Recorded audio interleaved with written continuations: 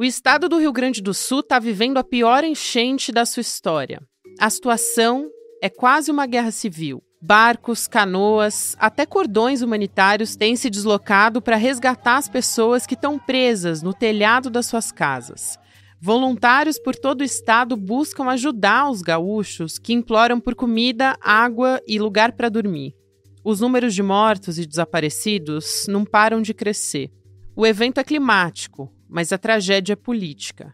Os parlamentares brasileiros continuam aprovando leis predatórias ao meio ambiente, mesmo cientes do histórico de enchentes e das previsões climáticas para o Rio Grande do Sul. E isso não é só sobre o Rio Grande do Sul, é sobre o Brasil, é sobre o mundo. Há tempos, estudiosos do clima têm avisado: chegamos a um ponto de não retorno. Terça-feira, 7 de maio de 2024.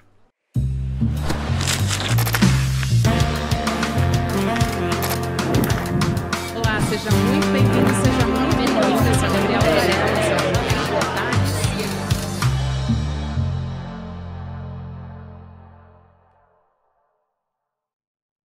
Olá, seja muito bem-vindo, seja muito bem-vinda. Eu sou a Gabriela Varela, esse é o Videocast em Detalhes. E aqui, você já sabe, sempre com um convidado ou uma convidada, a gente analisa uma temática, uma notícia importante do momento. Eu diria que essa agora que a gente vai conversar é uma notícia urgente. A gente vai falar sobre as fortes chuvas no Rio Grande do Sul e também os extremos climáticos. Vou conversar com o Dr. Carlos Nobre, que é cientista climático, pesquisador sênior da USP e também co-presidente do painel científico para a Amazônia.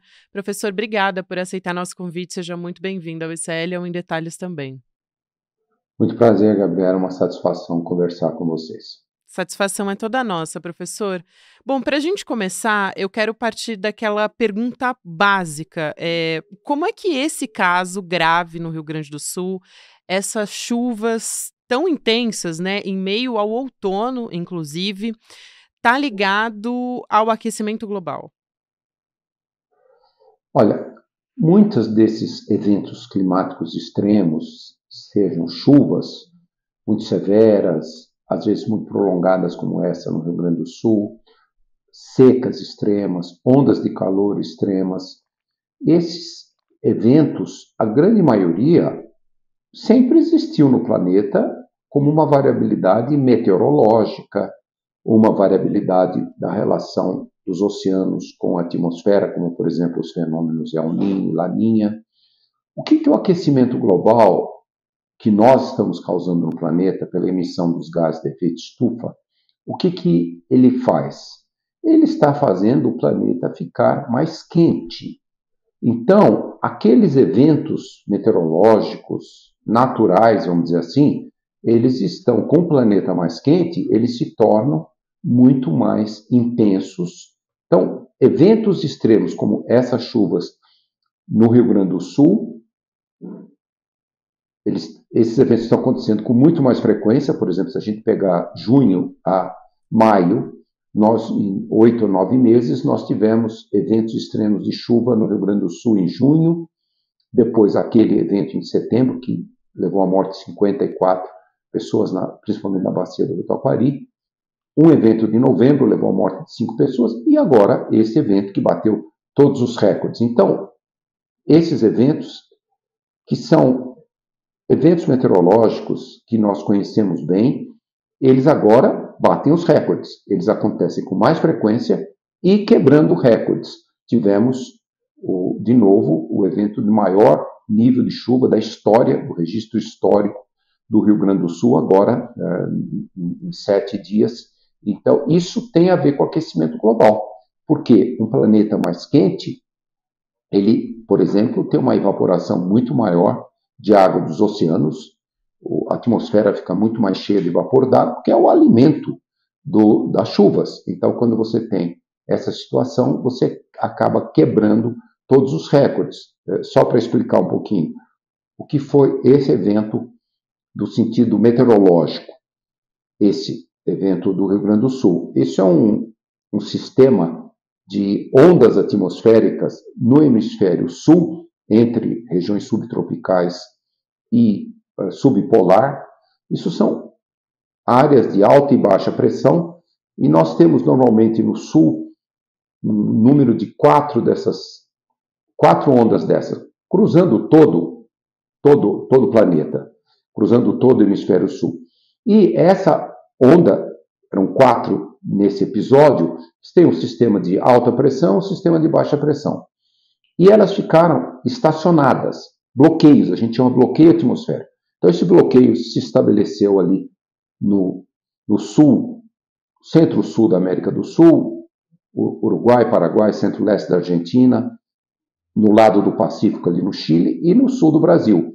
Então, baixa pressão mais ao sul e a alta pressão no centro-oeste e no sudeste. A alta pressão gerou ondas de calor, pouquíssimo, quase zero de chuva, e bloqueou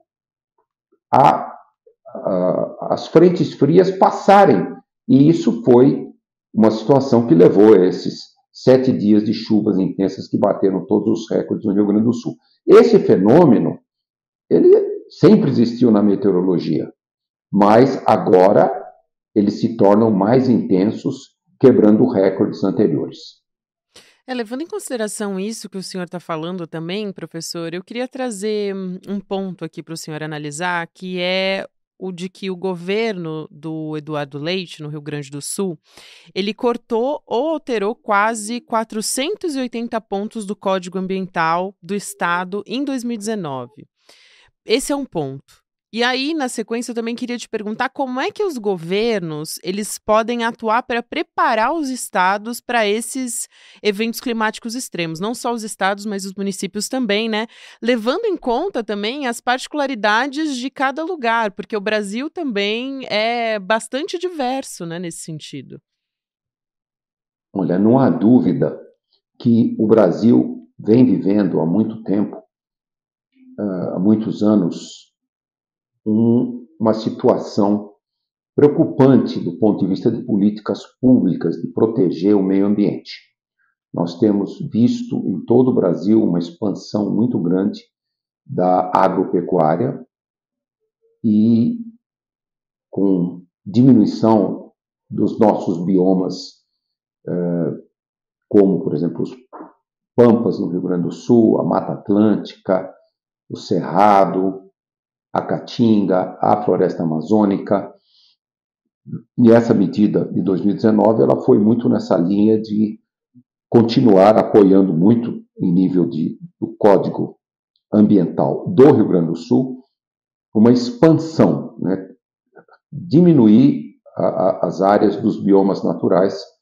É lógico que isso também tem um impacto, por mais que a razão do fenômeno extremo de 2023 e 2024, desses extremos todos no Rio Grande do Sul, eles são relacionados com aquecimento global, com esses fenômenos meteorológicos globais, mas quando você vai perdendo a vegetação natural, tirando a floresta, tirando outros biomas, e substituindo, às vezes, por pastagens, as pastagens, normalmente, os solos são muito compactados pela pata do boi, e eles absorvem muito menos água, então quando chove muito, satura o solo de água e aquela água corre tudo, vai para os rios, aumenta muito a inundação. Então, quando você tem biomas muito mais preservados, um evento extremo de chuva como o que ocorreu, o solo retém mais água, lógico, ainda assim vai haver inundações em muitos rios,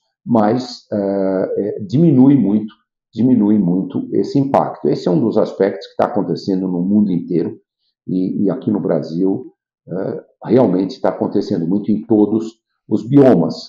Nós tivemos uma boa notícia em 2023 e agora em 2024 com a grande redução dos desmatamentos da Amazônia, 50% de redução em 2023 em relação a 2022 e agora 40% de redução de janeiro a abril em relação a 2023. Então, na Amazônia, excelente notícia de redução dos desmatamentos, mas aumentou muito o desmatamento do Cerrado. Então, essas são políticas que nós precisamos tomar muito cuidado, porque, lógico, eventos extremos, na hora que eles caem no chão, no solo, eles se tornam muito mais extremos quando você não tem mais a vegetação natural. Então, nós temos uma responsabilidade de zerar os desmatamentos, a degradação, que é o nosso desafio, e a política do governo federal até 2030, mas, ao mesmo tempo, vamos nos tornar aí, talvez, o país com os mais importantes, os maiores projetos de restauração florestal do mundo.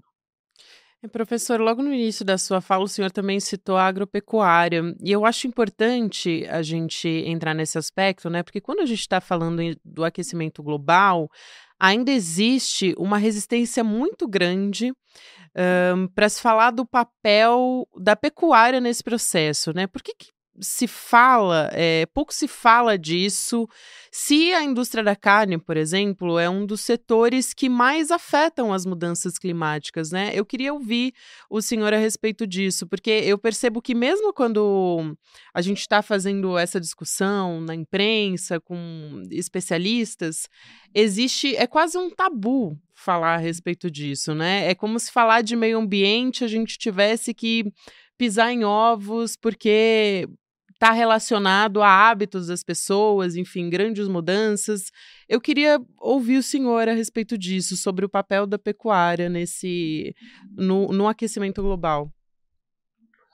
Olha, quando a gente olha as emissões dos gases de efeito estufa nas últimas décadas, a principal fonte é a queima de combustíveis fósseis. Nos últimos anos, aí, na ordem de 70% das emissões dos gases de efeito estufa, queima de petróleo, carvão e gás natural. Uhum. A agricultura global emite, agricultura e pecuária, cerca de 23, 25% das emissões, uma parte, 12%, vem dos desmatamentos para a expansão das áreas agrícolas, principalmente da pecuária. A pecuária é responsável por 65% dos desmatamentos de todas as florestas tropicais do mundo. Na nossa Amazônia, a pecuária responde por 90% do primeiro desmatamento. Então, não há dúvida que também essa agricultura, principalmente a pecuária, responde por uma parte muito considerável das emissões. E, em primeiro lugar, pelos desmatamentos para fazer as pastagens da pecuária. Em segundo lugar, porque também os bois e as vacas, elas emitem muito metano, né?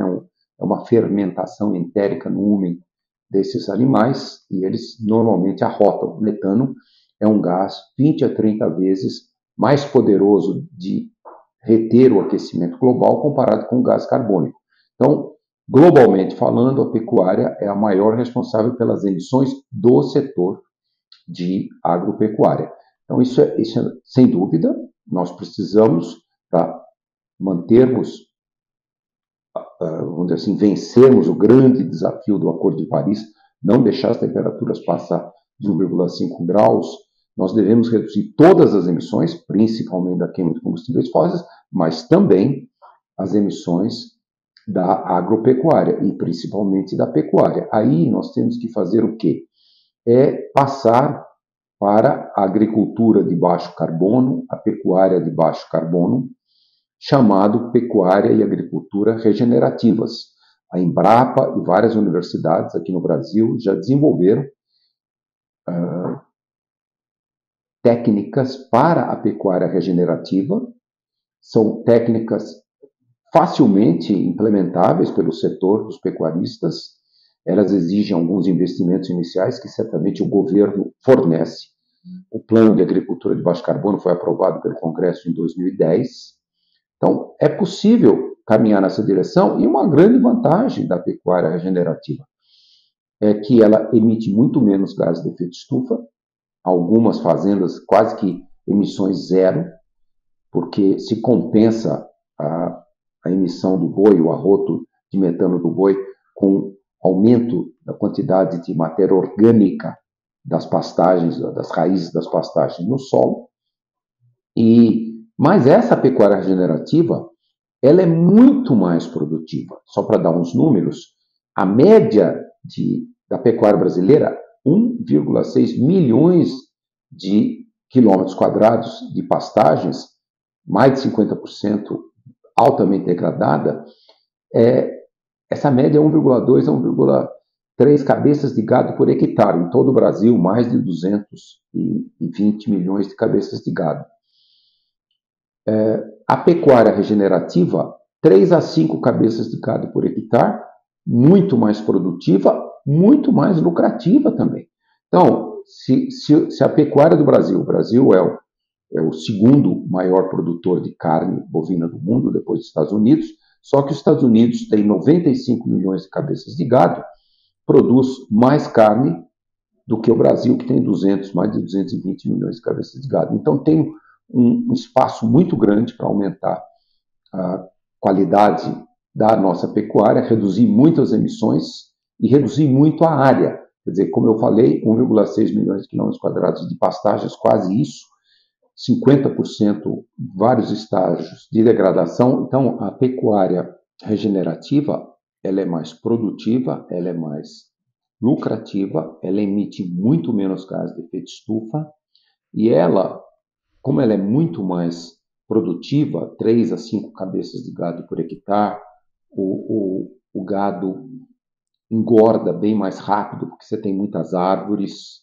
o boi e a vaca adoram ficar na sombra, o gado, podendo ficar na sombra, ele engorda 200 gramas por dia a mais de peso, a vaca leiteira tem 10 a 20% mais de produção de leite, então o gado do abate ele tem uma vida bem mais curta que os outros bois, então isso libera uma grande área, como eu falei, 50% de 1,6 milhões de quilômetros quadrados de pastagens é bastante degradado. Então, você passando para a pecuária regenerativa, você libera uns 800 mil quilômetros quadrados para fazer restauração dos biomas, restauração dos pampas, da Mata Atlântica, do Cerrado, da Caatinga, da Amazônia.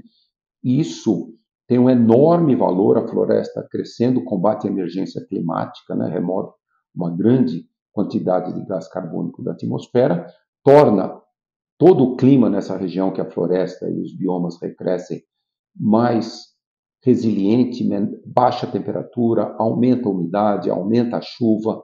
Então, esses são todos fatores em que seria muito importante o Brasil ser um grande líder mundial na transição muito rápida para a agricultura e a pecuária regenerativa. Muito bem, eu quero aproveitar, professor, já que o senhor estava explicando aqui para gente o que é a pecuária regenerativa, porque eu imagino que muitas das pessoas que estão nos acompanhando, inclusive, nunca tinham ouvido falar a respeito disso, né? Se ela é mais lucrativa, por que esse debate não é feito? Olha, existe um enorme desafio global, porque quando nós olhamos os setores econômicos, quais são os que têm o maior número de negacionistas de mudanças climáticas? Alguém podia falar, não, é o setor da energia, dos combustíveis fósseis, porque 70% das emissões vêm da queima de combustíveis fósseis. Não. O setor de energia praticamente não tem negacionistas.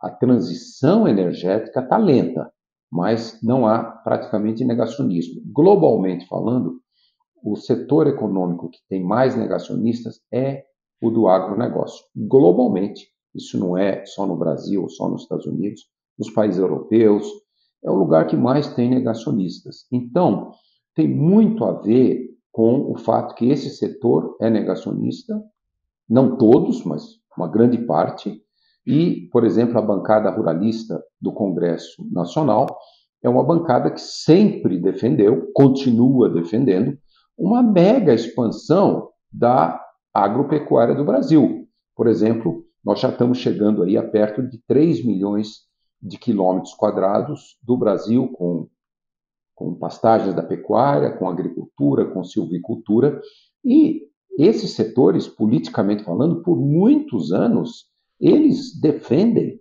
que o Brasil tem que chegar a quase 6 milhões de quilômetros quadrados com agricultura. Então, eles defendem o expansionismo permanente por muitas décadas da agropecuária brasileira.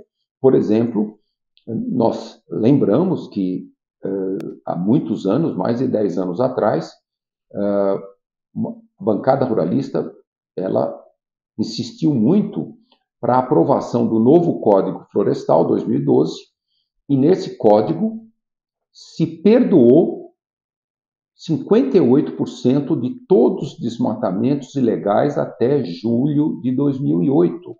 Depois, a bancada ruralista do Congresso forçou muito e legalizaram outras áreas desmatadas ilegalmente, terras griladas.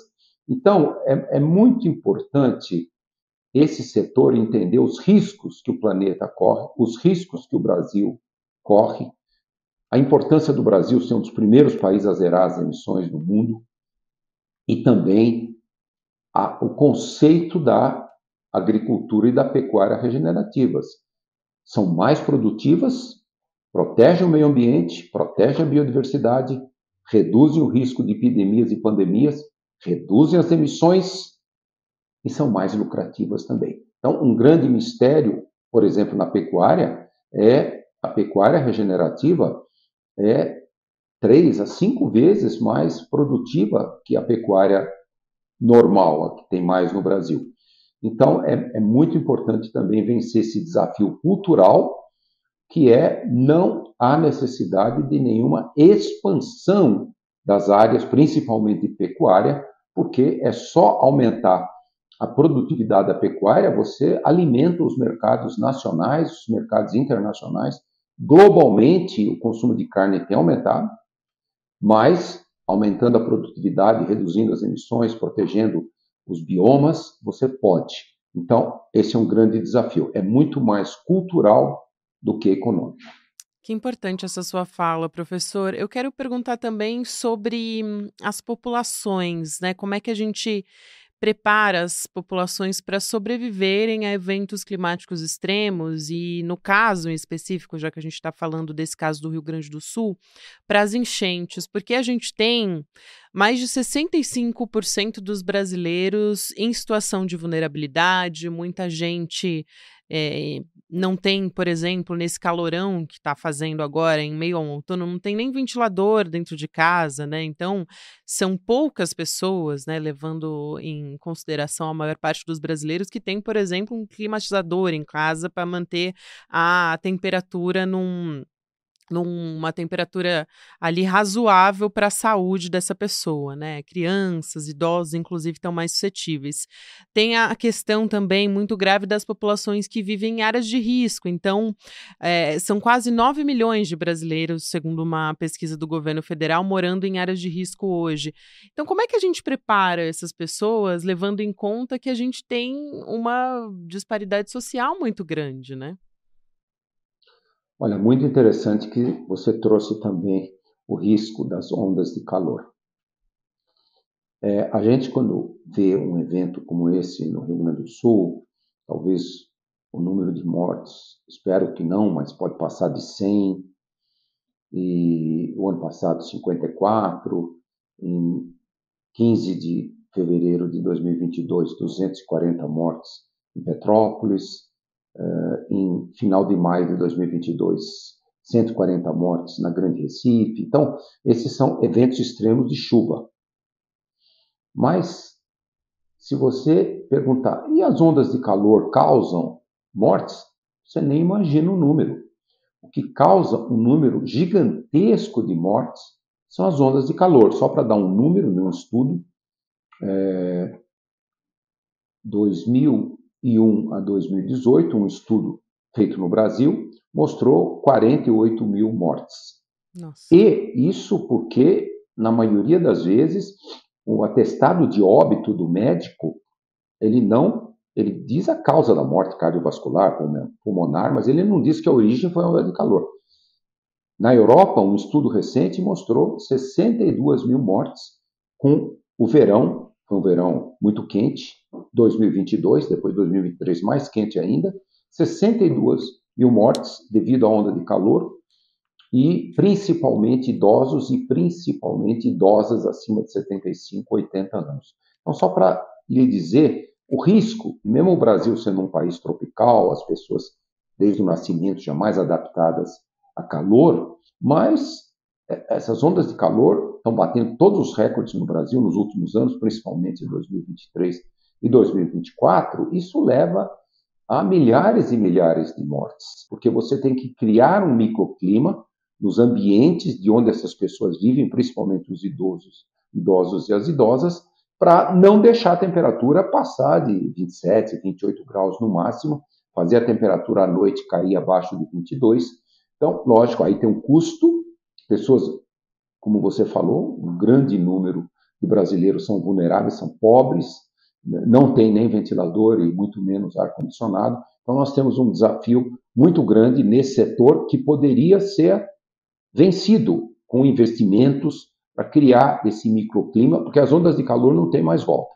Essas são ondas de calor, mas essas que nós vimos, chuvas intensas, que causam os deslizamentos e as inundações, as enxurradas, como no Rio Grande do Sul e até um pouquinho no Santa Catarina e Paraná nos últimos dias, por mais que o número de mortos seja menor do que de ondas de calor, mas é muito grave o que traz. Aí, o CEMADEM fez um estudo que mostrou uma análise de 825 municípios com áreas de risco de deslizamento, inundações e enxurradas, e mostrou isso em 2019, censo IBGE 2010. 2 milhões de brasileiros vivendo em áreas de altíssimo risco, deslizamentos, inundações e enxurradas, e perto de 10 milhões de brasileiros vivendo em áreas de risco, inclusive esses 2 milhões de altíssimo risco. O CEMADEM está refazendo esse estudo, o censo do IBGE 2022, agora para mais de 1.900 municípios, inclusive todos esses ali no Rio Grande do Sul, que não estavam no estudo de 2019, mais de 1.900 municípios. Esse número vai passar de 3 milhões. Por exemplo, todas essas casas destruídas lá no Rio Grande do Sul por essas enxurradas, não pode reconstruir a casa ali. Essas pessoas têm que ser transferidas para lugares seguros. Então, esse é um enorme investimento. Nós estamos falando aí, talvez, para o Brasil todo, 1 milhão de novas residências que o governo federal, governos estaduais, governos municipais têm que criar, têm que adquirir a propriedade das terras em lugares seguros, reconstruir as casas. A grande maioria são pessoas muito pobres, tem que ter um investimento de dinheiro público. Então, esse é um enorme desafio. Isso deve custar mais de 100 bilhões, 200 bilhões de reais. Isso é só para dizer como é importante. Não dá para manter essas pessoas ali, porque esses fenômenos não têm mais volta. Eles vão se repetir. E também, até que isso tudo seja feito, pode levar uma década. Aí é muito importante os sistemas de alerta, que melhoraram muito com a criação do CEMADEM em 2011, e o CEMADEM alertou em todos esses eventos do sul do Brasil, do ano passado, desse ano, é criar, por exemplo, a gente não viu sirenes nessas áreas de risco lá no Rio Grande do Sul. E aí as populações têm que saber para onde ir, têm que ser educadas. Eu estava vendo nas matérias da televisão ontem à noite, um monte de gente lá no Rio Grande do Sul não saiu das suas casas, mesmo um pouco antes da inundação. A Defesa Civil passou lá com os bombeiros, a Defesa Civil pediu, muita gente não saiu por um costume, um problema educacional, as pessoas estavam com medo até de que as suas casas fossem roubadas. Então tem que ter uma mudança cultural muito grande e tem que ter todos os locais onde, num evento como esse, né, às vezes centenas de milhares de pessoas têm que sair das suas casas, então tem que ter os locais seguros até que essas populações todas possam, de fato, ser transferidas para locais seguros. Um enorme desafio está acontecendo no mundo todo, não é só no Brasil, mas nos países de classe em desenvolvimento como o Brasil, com mais de 50% de pobres, o desafio é muito grande. Sem dúvida, professor. Que importante essa conversa. Eu quero te agradecer muito pela sua disponibilidade, por aceitar nosso convite. O Dr. Carlos Nobre é cientista climático, pesquisador sênior da USP, também co-presidente do painel científico para a Amazônia. Sempre um prazer receber o senhor aqui. Obrigada e até uma próxima, professor. Até uma próxima. Muito prazer. Prazer foi nosso. Gente, o Videocast em Detalhes vai ficando por aqui, mas quero lembrar você que a gente vai ter uma nova aula, uma aula repaginada. Faltam 2 dias para ela acontecer, a aula do Investidor Mestre 2.0. Tudo o que você precisa saber para investir com segurança e rentabilidade. Olha aí, o Edu preparou uma aula inédita e atualizada que vai ter a sua estreia, então, nessa quinta-feira, dia 9 de maio, às 8 horas da noite.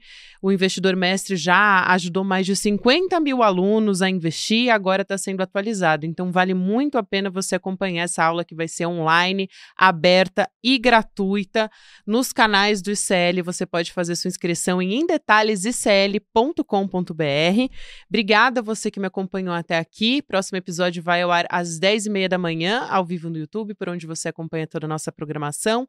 Lembrando que a gente está também nas plataformas de áudio. Aqui no YouTube você fica com Mercado e Investimentos, na sequência Rolê ICL e depois 6 horas da noite ICL Notícias, segunda edição. Até amanhã. Faltam só 2 dias para nossa aula, tudo o que você precisa saber para investir com segurança e rentabilidade. É isso mesmo, é na quinta-feira, 8 horas da noite, no horário de Brasília, e eu acho que você deveria muito participar dessa aula. Aproveitar que é gratuito, a gente está celebrando o lançamento do Investidor Mestre 2.0 e está fazendo essa celebração, oferecendo essa aula gratuita para todo mundo, e eu acho que vai ser muita informação útil para você usar no seu dia a dia. E a aula está preparada até para quem não sabe nada de investimento, poder curtir e aproveitar bastante. Tá bom? Um abraço e até daqui a 2 dias.